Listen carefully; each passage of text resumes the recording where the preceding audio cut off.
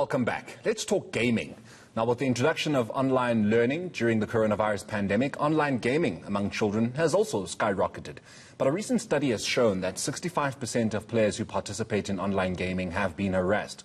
And that's just one concerning issue. Addiction, exposure to inappropriate behaviour, and toxic peers are all issues parents should be aware of. Nithen Naidu is the Chief Executive Officer of cybersecurity firm Snowed Technologies, and he joins us now to discuss this.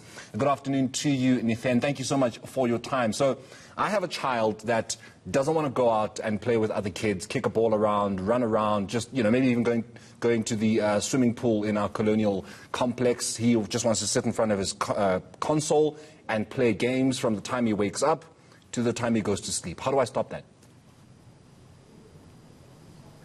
So, it's difficult. The real world and the digital world has sort of collided. And, everybody has the same way we have a persona in the real world, we have a persona in the digital domain. And I think there's a psychological side effect to that, but there's also a security side effect. Now, on the psychological side effect, that's not really my areas of expertise. But in the digital domain, there's a lot of risks. And the biggest problem with a lot of risks is education and awareness, both on the part of the child and on the part of the parent. And recently we did some work for some of the high schools in the Gauteng region. And what was very interesting for us was we found a lot of advanced malware implanted on children's Android mobile devices. The particular malware we found was used actually as a military, it's military grade malware used by Hamas about maybe 12 months earlier. So it's surprising that we find such advanced type of malware implanted on kids' mobile devices. And I think there's various nefarious reasons why that kind of technology is in schools, is on your child's mobile device. And I think it's imperative that parents, teachers, we all encourage these kids to, be aware of the dangers in the cyber domain and, look after their devices. Be careful where they visit, the sites they visit. Be careful who they interact with. Be careful the apps they download. And, take the necessary security precautions like anti-malware, etc., on our kids' devices. Because I think they're very susceptible to cyber criminals and just other sorts of cyber risks, which extend beyond cyberbullying, etc. Yeah.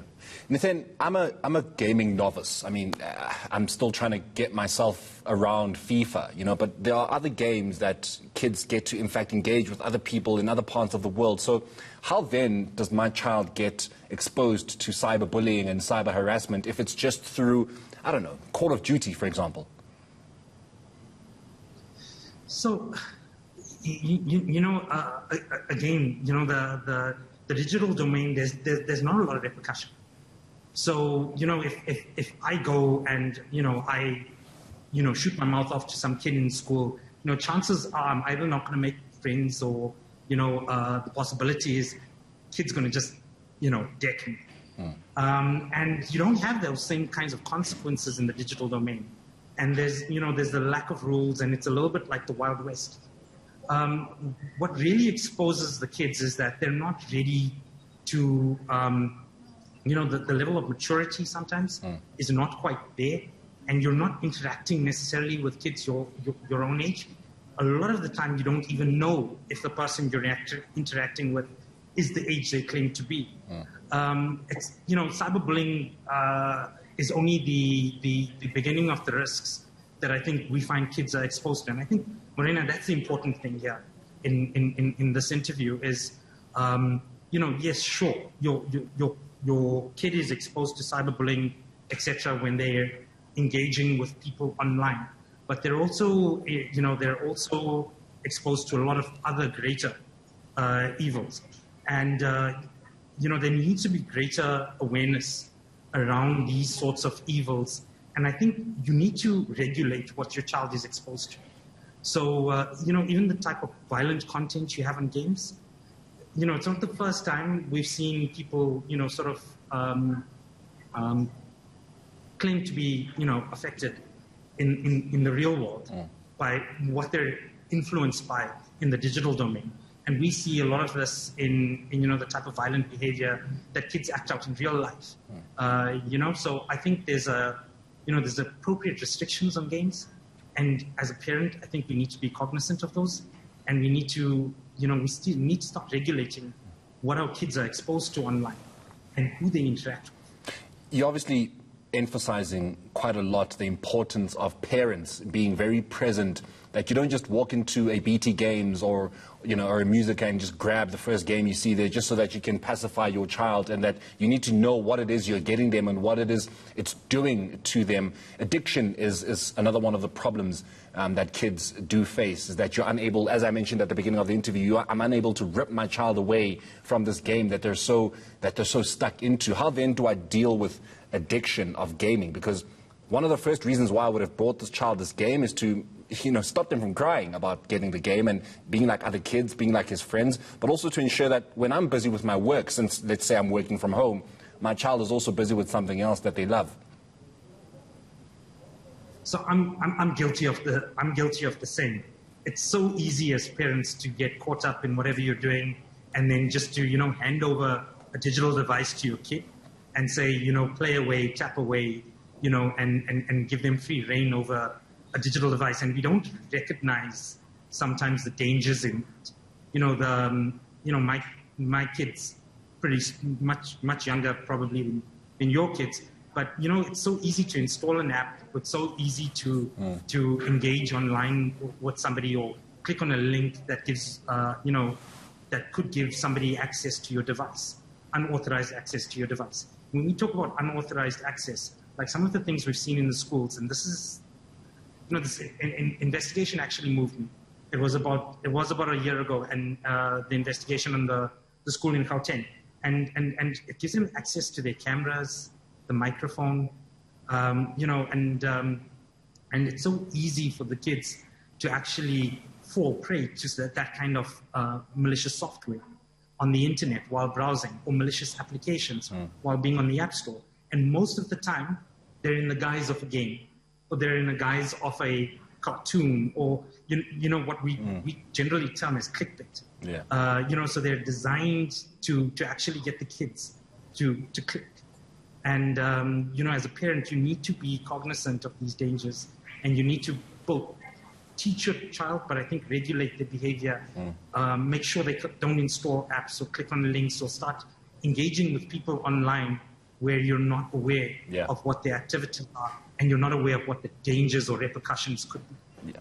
Nathan, just before I let you go, cybersecurity is something that a lot of countries are very new to, don't know how to deal with. There are not any laws they've put in place to deal with it. I mean, social media, for example, is something that a lot of governments are grappling with. We've got social media giants being hauled in front of governments and parliaments to explain why it is their platforms are the way they are, so toxic that they expose children of all ages to all sorts of things. Obviously, gaming is another platform that is one that a lot of governments, of course, have not really gotten themselves used to dealing with. So what kind of regulations do we know are in place, and what kind of regulations can be put in place to ensure that cybersecurity is strong? So, there's everything from the Protection of Personal Information Act, and in the UK, you've got GDPR, which really talks about privacy. When you're talking about your kids, there are, there's laws, there's regulations. Yeah, but, it's really difficult. The digital domain, it's, I often call it a facade of like effortless freedom, right? Because it's somebody engaging with your kid from China, it's somebody engaging with your kid from Russia, it's somebody engaging with your kid from anywhere around the world. And the legislation is not there, and the attackers tend to leverage or pivot of positions where laws are weak. So so repercussions are just not there for for combating this kind of nefarious activity through the law. So prevention in this particular case is better than prosecution, if I could call it that way. And I think the best advice I could give to parents is to leverage education, be aware of your child's activities, but also educate yourself as to what the dangers are online, and and protect your child from this dangerous digital domain, which offers both infinite possibilities, but also, there's a lot of dangers online. Most definitely. Nithen, thank you so much for your time. That is Nithen Naidoo, who is the Chief Executive Officer of cybersecurity firm Snowed Technologies, coming to us live from Hong Kong. So, hey, don't just give your child a FIFA or a Call of Duty and think that you're pacifying them. You could actually be exposing them to a whole lot of dangers, that are dangers that you can't probably deal with once they've been exposed to all your kids.